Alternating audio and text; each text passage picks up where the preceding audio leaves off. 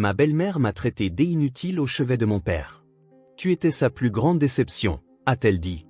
Je suis resté silencieux jusqu'à ce que l'avocat entre et lise ses dernières volontés. Puis elle s'est mise à hurler. Tout le monde a regardé, choqué. Avant de commencer l'histoire, n'oubliez pas d'aimer et de vous abonner à la chaîne pour voir plus d'histoires comme celle-ci. Alors que mon père rendait son dernier soupir, la peau pâle contre les draps de l'hôpital, ma belle-mère s'est penchée vers lui avant de me regarder droit dans les yeux. Sa voix était posée, presque satisfaite. Tu as été sa plus grande déception. Ces mots m'ont frappé plus fort qu'une gifle. Je n'ai pas répondu. Je n'ai pas pleuré. Je n'ai pas discuté.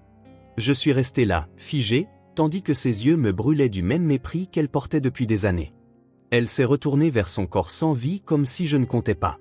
Comme si je n'étais rien de plus que la raison pour laquelle elle était obligée d'être là.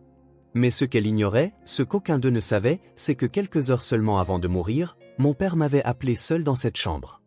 Il m'avait dit quelque chose auquel elle ne s'attendait pas. Et je suis restée silencieuse, attendant l'avocat. Lorsqu'il est finalement entré avec l'enveloppe à la main, l'atmosphère a changé. Ce qu'il a lu à voix haute a retourné la pièce entière contre elle. Et cette femme, qui avait passé des années à me dénigrer, s'est soudainement mise à hurler parce que la vérité laissée par mon père ne parlait pas seulement en mon nom, elle faisait voler en éclats tous les mensonges qu'elle avait racontés. Tout le monde regardait en silence. Lorsque j'ai reçu l'appel de l'hôpital, j'étais assise à ma table de cuisine, mangeant des restes de pâtes froides et parcourant des sites d'offres freelance, comme je le faisais toujours lors des lundis soirs tranquilles. La voix de l'infirmière était douce mais clinique. L'état de mon père s'était aggravé. Il ne pensait pas qu'il passerait la nuit. Je n'ai pas pleuré tout de suite. J'ai juste fixé le mur, ma fourchette toujours à la main, le cœur battant la chamade. Il existe une sorte de calme étrange qui s'installe en vous lorsque le deuil tente de s'immiscer prématurément. Comme si votre corps savait que quelque chose de terrible arrivait avant que votre esprit ne puisse le traiter. J'ai enfilé un sweat à capuche, attrapé mes clés de voiture et traversé la ville. Les routes étaient mouillées par un orage passager. Chaque feu rouge ressemblait à une punition personnelle pour tous les moments que je n'avais pas passés avec lui ces derniers temps. Je ne l'avais pas vu depuis près de 3 semaines. Il avait dit qu'il allait bien, qu'il était juste fatigué. Loretta avait dit qu'il n'y avait pas de quoi s'inquiéter. Mais Loretta mentait depuis le jour où elle l'avait épousé. Quand je suis entré dans l'unité de soins intensifs, l'air sentait l'eau de javel et les machines. C'était calme, à l'exception du bourdonnement des moniteurs et d'une toux étouffée occasionnelle au bout du couloir. Je l'ai repéré instantanément. Mon père, Thomas Bell, autrefois un architecte fier qui avait conçu certaines des plus belles maisons de la ville, ne ressemblait plus qu'à l'ombre de lui-même. Sa peau avait perdu son éclat, ses joues étaient creusées, sa poitrine se soulevait et s'abaissait à intervalles irréguliers. Il paraissait petit, et cela m'a effrayé. Je me suis tenu près de son lit et j'ai pris sa main. Elle était froide, mais il a bougé légèrement son pouce quand je l'ai touché. J'ai chuchoté son nom. Pendant une seconde, j'aurais juré qu'il souriait. Je ne m'étais pas toujours sentie aussi distante de lui. En fait, j'étais la petite fille à son papa. Il m'avait élevée seule pendant près de 7 ans après la mort de ma mère. Nous faisions des crêpes le dimanche, de longues promenades avec notre Beagle et construisions des forts avec des oreillers dans le salon les jours de pluie. Il m'a appris à lasser mes chaussures, à réparer une chaîne de vélo et à rêver grand même quand la vie semblait petite. Tout a changé quand Loretta est entrée dans nos vies. J'avais 14 ans, j'étais maladroite et sur la défensive. Elle était sophistiquée, bruyante et épuisante, de la manière dont certaines personnes le sont lorsqu'elles ont besoin d'être le centre de l'attention. Elle n'était pas cruelle tout de suite, juste distante, corrigeant toujours ma posture, commentant mes vêtements ou qualifiant mon art de « mignon mais inutile ». J'ai essayé de créer des liens avec elle. Vraiment. J'ai demandé si je pouvais l'aider à cuisiner, si elle voulait venir aux portes ouvertes de mon école, si elle avait besoin d'aide pour décorer la nouvelle chambre d'amis, mais chaque fois que j'essayais, elle me faisait clairement comprendre que je n'étais pas désiré. Pas vraiment. Et le pire, c'est que lentement, mon père a cessé de le remarquer. Il a cessé de me demander de passer du temps avec lui après l'école. Il a manqué mon exposition d'art 2 années de suite. Il riait nerveusement quand Loretta me taquinait au dîner. Il me disait que j'étais trop sensible quand je lui disais que je me sentais mise à l'écart. À mes 20 ans, j'avais déménagé et je ne venais presque plus.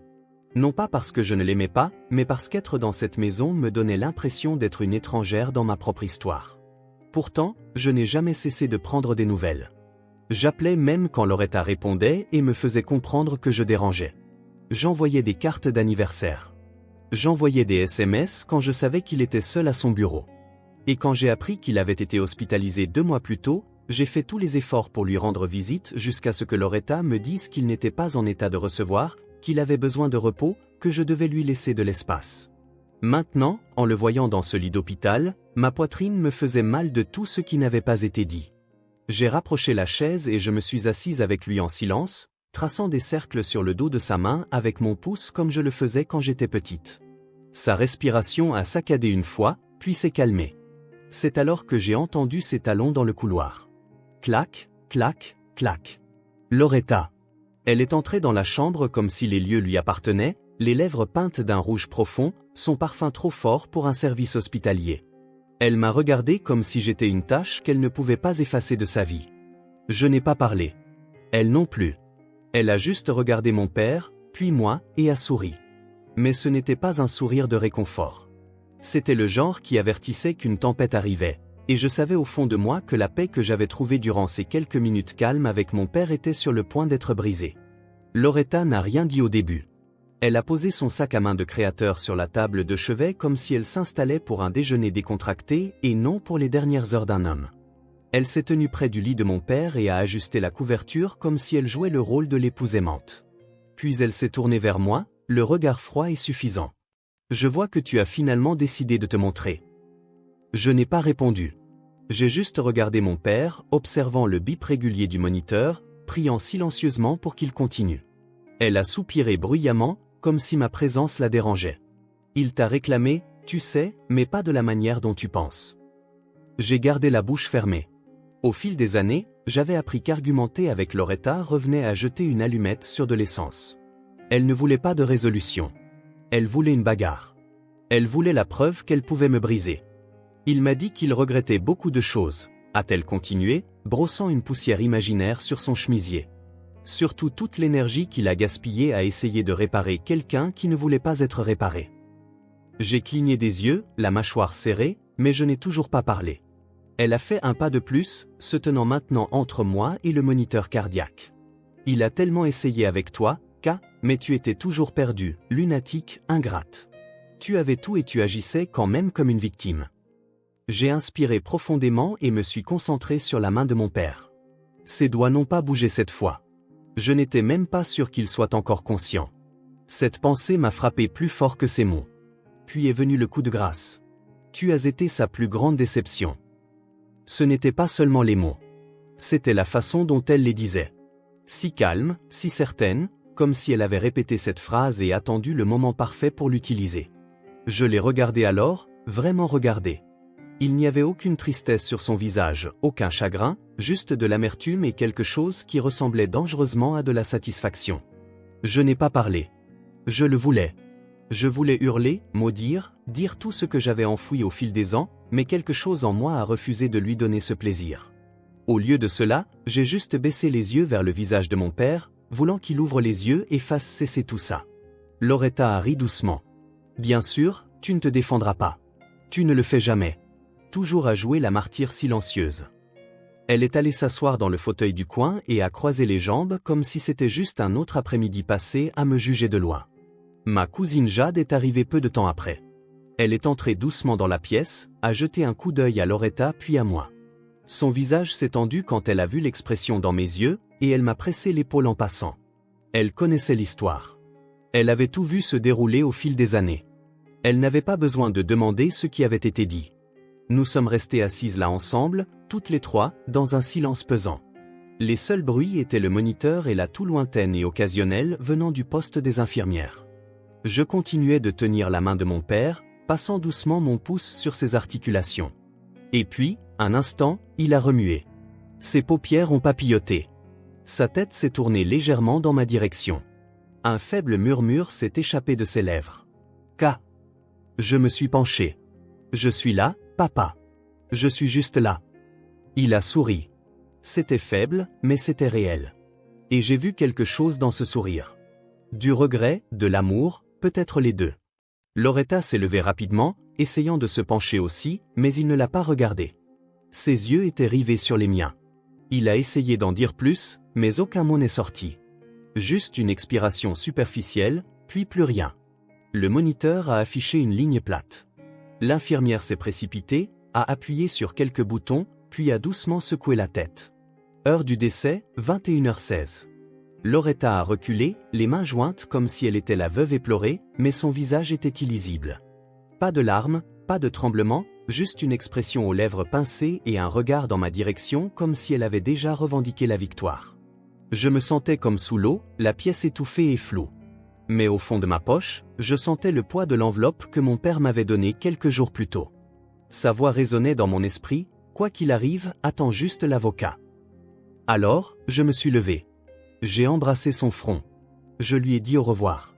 Et j'ai laissé Loretta seule dans cette pièce stérile avec tous ses mensonges et ses froids sourires de façade, car je savais que son moment arrivait et qu'il allait être brûlant. La nuit suivant la mort de mon père, j'ai à peine dormi. Je suis resté allongé sur mon canapé dans un sweat à capuche qui sentait encore vaguement l'hôpital, fixant le ventilateur de plafond tourné en cercle lent et inutile. Je pensais que j'allais pleurer. Je pensais que j'allais m'effondrer, crier ou jeter quelque chose. Mais je ne l'ai pas fait. Je suis resté là à ressasser son dernier murmure, le regard dans ses yeux et la façon dont Loretta avait déjà commencé à passer des appels avant même que son corps ne soit froid. Elle n'a pas perdu une seconde. Dès le matin, elle avait déjà publié un hommage poignant sur Facebook, rempli de photos qui ne m'incluaient pas. La légende disait « L'amour de ma vie. Merci pour notre beau voyage. Tu me manqueras pour toujours. » Les gens commentaient des choses comme « Tellement désolé pour ta perte, Loretta, vous étiez des âmes sœurs. » L'un d'eux a même écrit « J'espère que Kaya te soutient dans cette épreuve. » J'ai éteint mon téléphone et je l'ai jeté à travers la pièce. Ce même matin, j'ai retrouvé l'enveloppe que mon père m'avait remise. Je l'avais glissée entre deux carnets dans le tiroir de ma commode en rentrant. À l'époque, je ne savais pas ce qu'il y avait à l'intérieur. Je ne l'avais pas ouverte. Je me souvenais juste de sa voix. Quoi qu'il arrive, attends l'avocat. Laisse-le parler pour moi. C'était tout ce que j'avais besoin d'entendre pour lui faire confiance. Pour la première fois depuis des années, il m'avait regardé sans distraction ni culpabilité. Et je savais qu'il était sincère. Alors, j'ai attendu. 3 jours plus tard, je me tenais devant le cabinet d'avocat et Milton LLP, serrant l'enveloppe non ouverte avec une boule au ventre qui ne s'était pas desserrée depuis les funérailles. Jade marchait à mes côtés. Elle avait proposé de venir pour me soutenir moralement et je n'avais pas refusé. Sa présence était comme une armure, silencieuse, solide et rassurante. Loretta était déjà à l'intérieur quand nous sommes arrivés. Elle portait un blazer noir taillé sur mesure, des perles et cette même suffisance qu'elle portait toujours comme un parfum. Elle a souri poliment à Maître et lorsqu'il est entré, jouant la veuve éplorée qu'elle avait si soigneusement mise en scène pour le public. « Commençons », a-t-il dit, nous invitant d'un signe de tête à nous asseoir. Nous étions assis à une longue table en acajou dans une salle de conférence silencieuse. Les lumières étaient chaudes, l'air trop calme. Maître a ouvert un épais dossier et s'est éclairci la voix. Conformément au dernier testament modifié de Thomas Elliot Bell, je vais maintenant procéder à la lecture de la répartition finale des biens et des souhaits personnels. Loretta s'est adossée, croisant les jambes. Je pouvais déjà l'avoir calculé mentalement, additionnant les valeurs immobilières, les comptes d'investissement, les fonds de retraite. Elle avait passé des années à traiter son nom comme son ticket pour une vie meilleure, et elle était sur le point de découvrir combien, ou si peu, de ce ticket était encore valide. Premièrement, a commencé Maître, une lettre personnelle a été laissée avec pour instruction de la lire à haute voix avant que les éléments officiels de la succession ne soient abordés. Il a déplié le papier. La pièce est devenue silencieuse. À Loretta, a-t-il lu, je sais que ce moment est inconfortable. Je ne suis pas fier de tout ce qui s'est passé entre nous, mais j'ai besoin que tu entendes ceci directement de moi. Loretta a bougé sur son siège. Toi et moi avons construit une vie ensemble, mais il y avait des parties de moi que tu n'as jamais acceptées, en particulier K. Ma fille n'a jamais été ton fardeau, peu importe à quel point tu l'as traitée comme telle, je me suis figé. Mes mains ont agrippé la coudoir. Je l'ai laissé tomber de bien des façons. J'ai laissé le silence remplacer le courage. Mais dans ces derniers instants, je veux qu'elle sache que j'ai tout vu. Chaque insulte, chaque froideur, chaque tentative de l'effacer de mon monde, je l'ai permis, et pour cela, je suis désolé. Ce testament est ma tentative de réparer les choses. Loretta s'est redressée brusquement, la mâchoire serrée. Maître a continué, lisant maintenant les parties formelles. Je lègue l'intégralité de mes participations dans mon cabinet d'architecture, ma résidence personnelle et mon compte d'épargne à ma fille, Kabel. Loretta a eu le souffle coupé, de façon audible. Quoi? À Loretta Bell, je ne lègue que le chalet dans le comté de Fairwater, car c'est une propriété qu'elle a personnellement décorée et demandée il y a des années. Son visage est devenu livide. Ce chalet valait peut-être 40 000 $ dans ses bons jours. Elle s'est levée, furieuse. C'est une blague. Il ne ferait pas ça. J'ai pris soin de lui pendant des années. J'ai géré cette maison. J'étais sa femme. Maître est resté calme. Il a pris ses décisions clairement et consciemment. Nous avons mis à jour le testament ensemble il y a 3 semaines. Il est notarié et il y a des témoins. Les mains de Loretta tremblaient. Sa voix s'est brisée. Elle l'a manipulé. Elle l'a monté contre moi. Je n'ai pas dit un mot.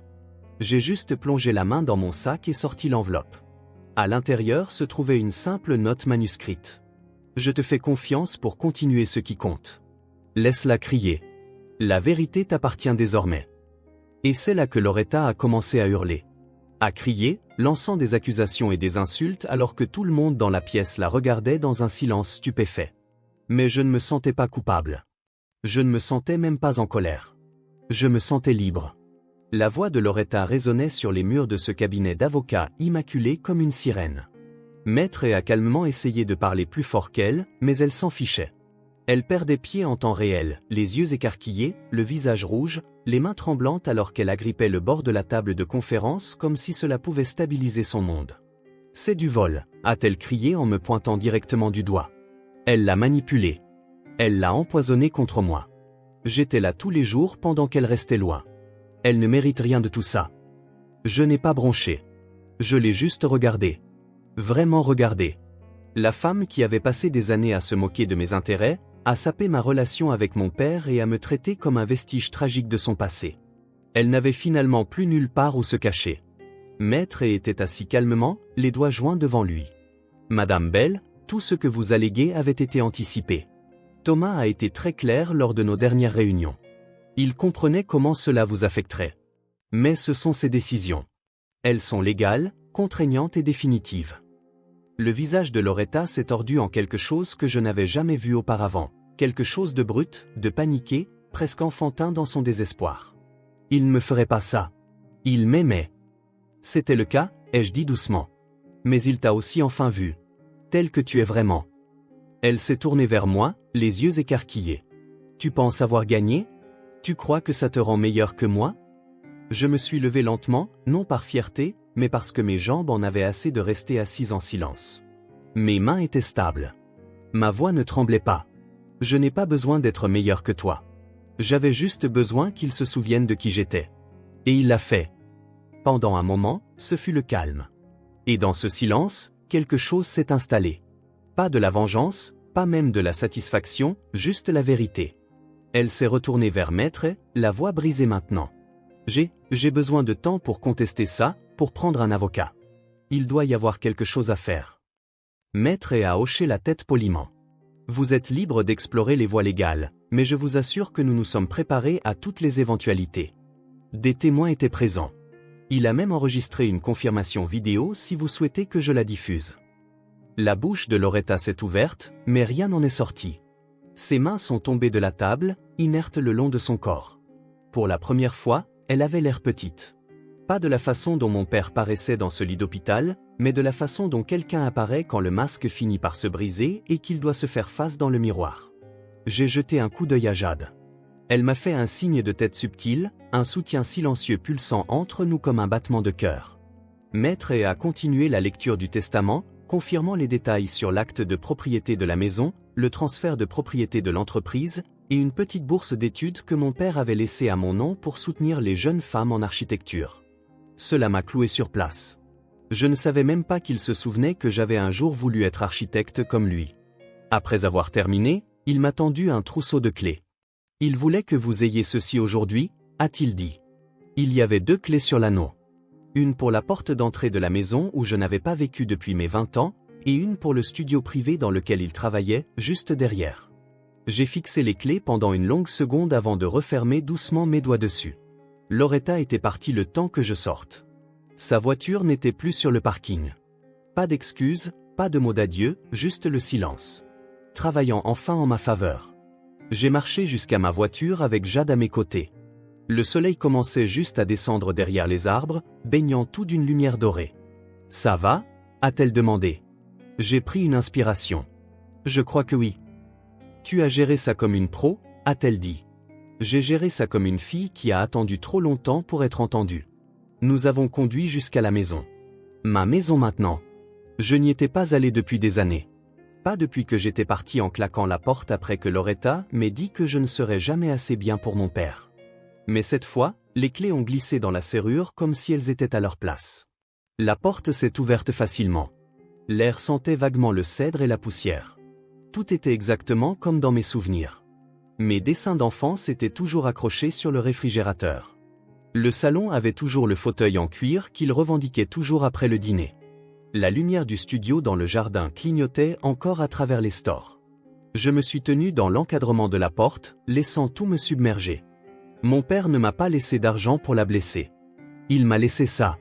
Son monde, son espace, sa vérité finale, parce qu'à la fin, il s'est souvenu de moi. Et enfin, j'ai eu l'impression d'avoir de nouveau ma place quelque part. Cela fait 3 mois que mon père est décédé. La maison est calme maintenant, paisible d'une manière qu'elle n'a jamais été quand Loretta vivait ici. Je me réveille avec les oiseaux devant la fenêtre de la cuisine, et non au bruit de ses talons claquant sur le carrelage ou de sa voix critiquant ma façon de faire le café. Trop léger. Je le bois comme je l'aime maintenant, léger avec du lait d'avoine et juste ce qu'il faut de cannelle. La première semaine après la lecture du testament, je suis resté occupé à nettoyer, déballer, repeindre le studio. J'ai trouvé des cartons de mes œuvres d'enfance stockés dans le grenier, soigneusement étiquetés de l'écriture de mon père. Il avait gardé chaque dessin que je lui avais donné, même les gribouillages de la maternelle, surtout ceux-là. Un soir, en triant ces vieux plans, j'ai trouvé un dossier marqué « Avenir KB ». À l'intérieur se trouvaient les ébauches d'une petite galerie d'art. Il avait commencé à la concevoir après mon départ pour l'université. Je ne savais pas. Il ne me l'avait jamais dit, mais il croyait en moi. Même après tout, même quand il ne savait pas comment le montrer à voix haute. J'ai pleuré pour la première fois depuis des semaines cette nuit-là. Pas le genre de pleurs qui vous laisse vide, mais le genre qui nettoie, le genre qui fait de la place. Jade vient souvent me voir. Elle apporte des plats à emporter et s'assoit toujours dans le même fauteuil près de la fenêtre, comme si elle revendiquait son coin de cette nouvelle vie avec moi. Parfois, nous parlons de Loretta, surtout en passant. J'ai entendu dire qu'elle avait essayé de contester le testament, mais qu'elle n'était pas allée loin. Les préparatifs de mon père étaient infaillibles. Elle a fini par arrêter d'essayer. Je pense qu'elle a finalement réalisé que l'homme qu'elle croyait contrôler avait pris sa décision finale sans elle. Je ne la déteste pas.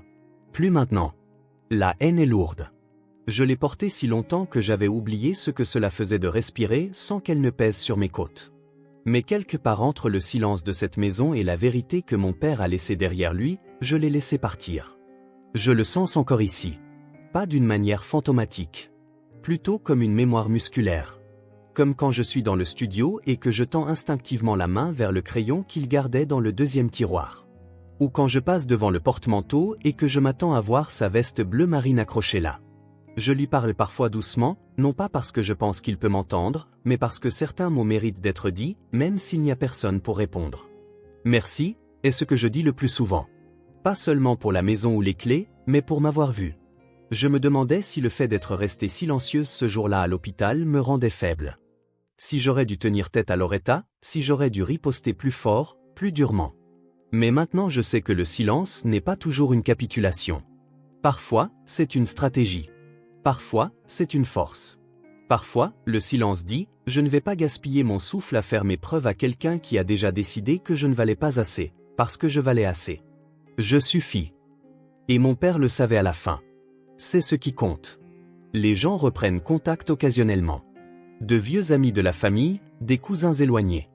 Ils disent des choses comme « Je n'avais aucune idée que les choses étaient comme ça ». Ou « Ton père s'illuminait toujours quand il parlait de toi ». Je souris, les remercie et j'en reste là. Ils n'ont pas besoin de toute l'histoire. Ceux qui comptent la connaissent déjà. Un matin, je suis sorti dans le jardin et j'ai déverrouillé la porte du studio. La lumière filtrait à travers la lucarne, chaude et dorée. J'ai accroché la règle à dessin préférée de mon père au mur au-dessus du bureau. Puis j'ai épinglé ma première nouvelle esquisse depuis des années. Ce n'était pas parfait, mais c'était la mienne. Et j'avais enfin l'espace pour créer à nouveau. Dans le calme de ce studio, j'ai réalisé quelque chose.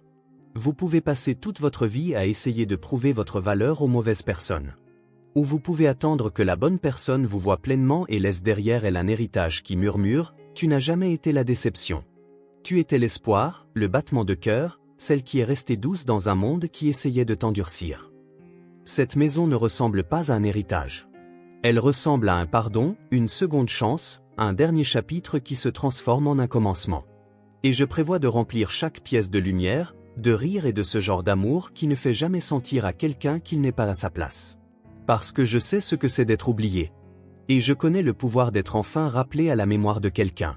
Si cette histoire vous a touché de quelque manière que ce soit, si vous vous êtes déjà senti réduit au silence, négligé ou si l'on vous a fait croire que vous n'étiez pas assez, je veux que vous sachiez quelque chose. Vous n'êtes pas seul et vous n'êtes pas une déception. Votre valeur ne se mesure pas à ceux qui essaient de vous démolir, mais à la façon dont vous vous relevez, dont vous guérissez et dont vous portez votre vérité, même quand elle est silencieuse. Si cette histoire vous a ému, s'il vous plaît, mettez un j'aime. Partagez-la avec quelqu'un qui a besoin d'entendre qu'il n'est pas seul. Laissez un commentaire ci-dessous. Je lis chacun d'entre eux, et j'aimerais connaître vos pensées ou votre propre expérience. Et si vous voulez plus d'histoires comme celle-ci, vraies, brutes et honnêtes, abonnez-vous à la chaîne. Il y a tellement plus que je veux partager avec vous. Merci d'être ici. Merci d'avoir écouté.